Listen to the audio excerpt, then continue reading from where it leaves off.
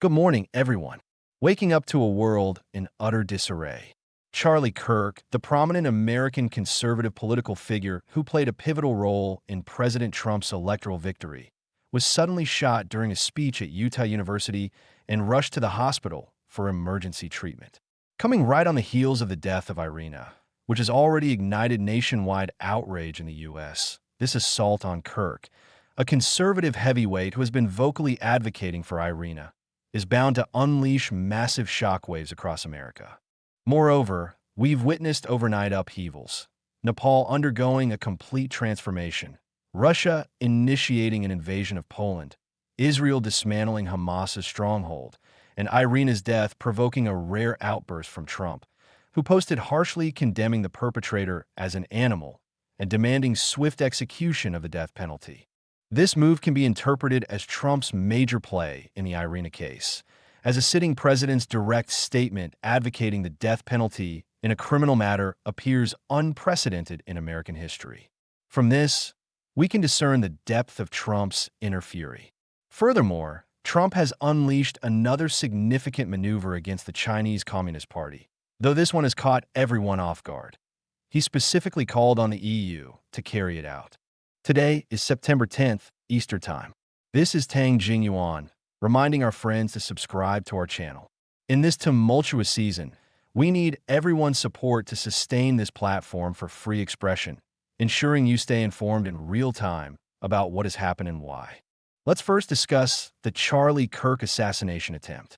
This afternoon, while delivering a public speech at Utah University in Utah State, Charlie Kirk was abruptly shot, sustaining a neck wound, and was immediately transported to the hospital for resuscitation. Although there were interim reports suggesting his condition had stabilized, at 4:40 p.m. today, Trump posted on Truth Social confirming that Charlie Kirk had succumbed to the assassination and extending deepest condolences to Kirk's family. Charlie Kirk was a renowned American conservative political activist, author, and speaker. In 2012, he co-founded the Turning Point USA organization to counter extreme left-wing ideologies. His most iconic activities involve visiting various universities to engage in live debates with students, skillfully sparring with leftist groups on any topic. Particularly in this Trump election cycle, he contributed immensely to securing a substantial youth vote for Trump. Following the murder of Ukrainian refugee Irina, Charlie Kirk was among the first to raise a strong alarm, fiercely criticizing liberal media for collectively suppressing coverage of the case. He was also the pioneering public figure to expose the perpetrator's racial hatred motive in killing Irina, a revelation later corroborated by the released on-site surveillance video, where the assailant repeatedly uttered, "I took out that white girl." After the full video of this case was exposed, it has sparked widespread fury across American online communities over the past 2 days. Public demands for severe punishment of the perpetrator and reform of the corrupt DI judicial system are surging, signaling an impending wave of resistance, opposition, and even eradication of DI in America. And at this precise juncture, Charlie Kirk's assassination will undoubtedly amplify the seismic impact on American society. Preliminary details indicate that just before the shooting, Kirk was responding to a question about how many perpetrators in U.S. mass shootings were transgender individuals. He had just replied, "Does that include gang violence?" when the gunfire erupted. Regarding the assailant, police detained an older Utah University faculty member at the scene with graying hair. Upon arrest, he stated, "I have the right to remain silent," and during escort, repeatedly said, shoot me, fire at me." Strangely, the university spokesperson later declared that no suspect had been apprehended. It was unclear if the initially detained individual was indeed the perpetrator. As of the live broadcast, a Utah Valley University UVU spokesperson informed Fox News that the initially detained suspect has now been released. According to police information, the shooter likely fired from a building 180 meters away from Kirk, yet the suspect we observed was detained outdoors. Thus, it's unclear whether the suspect exited the building and was identified by witnesses, or if the police truly apprehended the wrong person. Therefore, the true perpetrator's identity awaits official police confirmation. As for the assailant's motive, why target a well-known pacifist like Charlie Kirk? We remain in the dark. Is there a direct link between Kirk's assassination and Irina's murder? That's also unknown.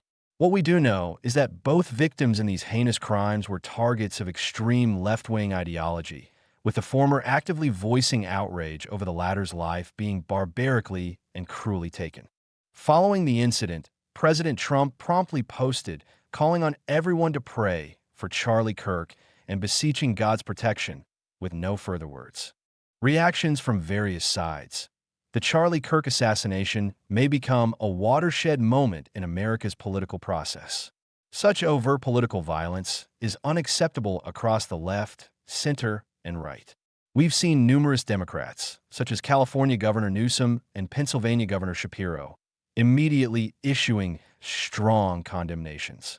Although Charlie Kirk was not a government official, but a private citizen, he has long been regarded as Trump's most representative ally among youth demographics, a key figure in winning young voters, and wielded enormous influence in American society. From Trump's own assassination attempt to Kirk's murder, U.S. politics is entering an era where power emerges from the barrel of a gun, normalizing the elimination of those you can't out-debate. As we've repeatedly emphasized, behind extreme left-wing ideology lies a direct connection to communism, which from its inception has adhered to the creed that violence can solve all problems, including those who raise them. The volcano of Irina's murder has just erupted, and Kirk's killing adds an 8-magnitude earthquake on top. America faces immense risks of domestic division and turmoil, and Europe is no exception. Early this morning, Trump issued a post. What's with Russian drones invading Polish airspace? Here we go. Trump's "here we go" here is certainly not meant to praise or encourage Putin. Regardless of how we translate this phrase, it conveys Trump's surprise and anger, even subtly carrying a layer of warning, implying, Putin, are you really starting to play with fire? Putin is indeed playing with fire. From yesterday to today, the incident of multiple Russian military drones invading Polish airspace has been the hottest news in international political circles, marking a significant escalation in the tense adversarial relations between Russia and NATO. On local time Tuesday and Wednesday evenings, Russian suicide attack drones successively invaded Polish airspace. To date, preliminary counts have identified wreckage from at least 7 Shahid drones and 1 projectile, likely a missile, with reports indicating at least 1 house and 1 vehicle destroyed. The volume and continuity of these drone incursions suggest this is not like previous isolated cases of disoriented drones or missiles straying into Poland, but rather intentional, planned intrusions. Let's examine this map showing locations of discovered Russian military drone wreckage within Poland. Figure 1. We can clearly see the drones entered Poland via Belarusian airspace, with the red-circled wreckage sites penetrating deep into Polish inland territory.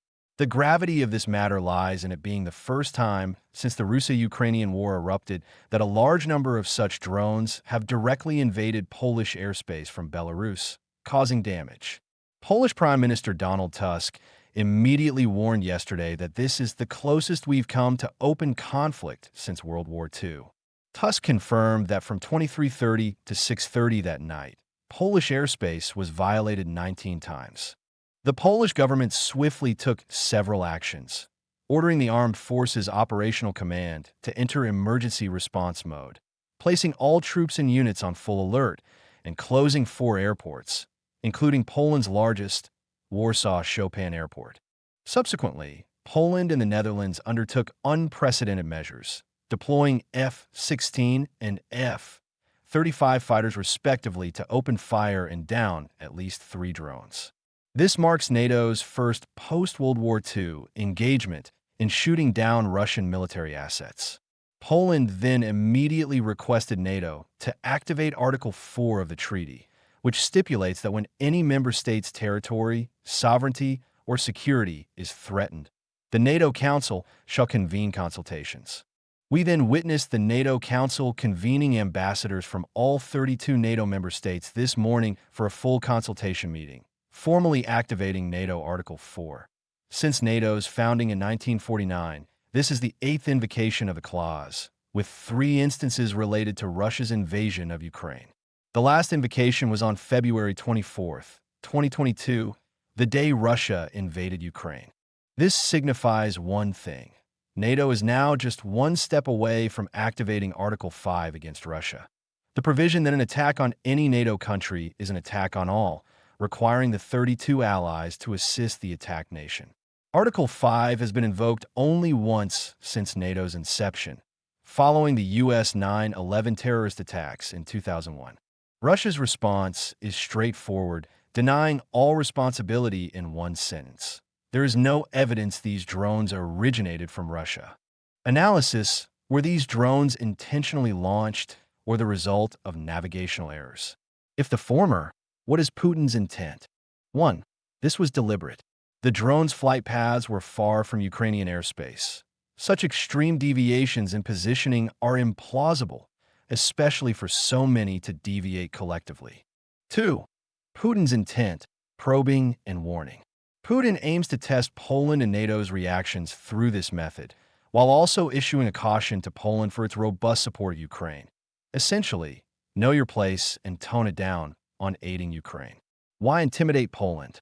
His true objective is depicted in this map. https://196507220569950658996/photo/1. The yellow arrows originate from Polish territory, the red from Belarusian.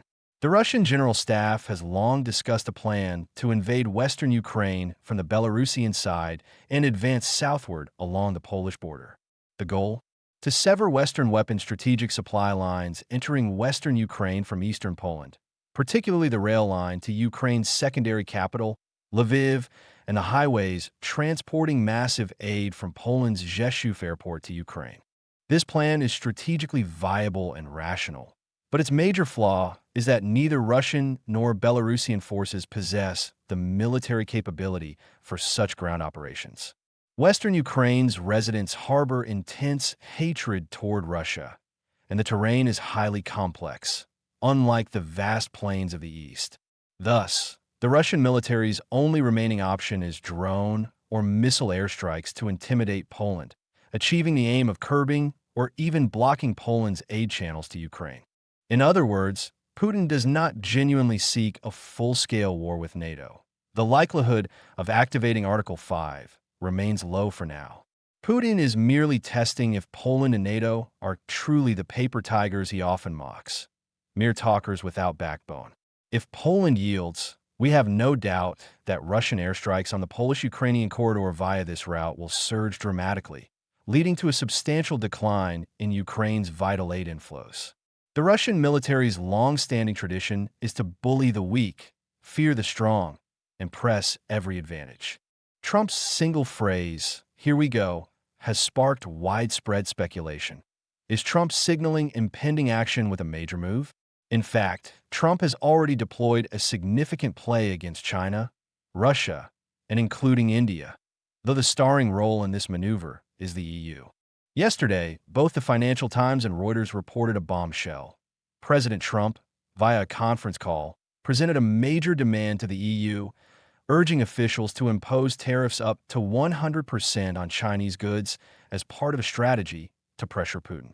The reports indicate Trump also encouraged the EU to levy similar high tariffs on India, as China and India are the primary buyers of Russian oil.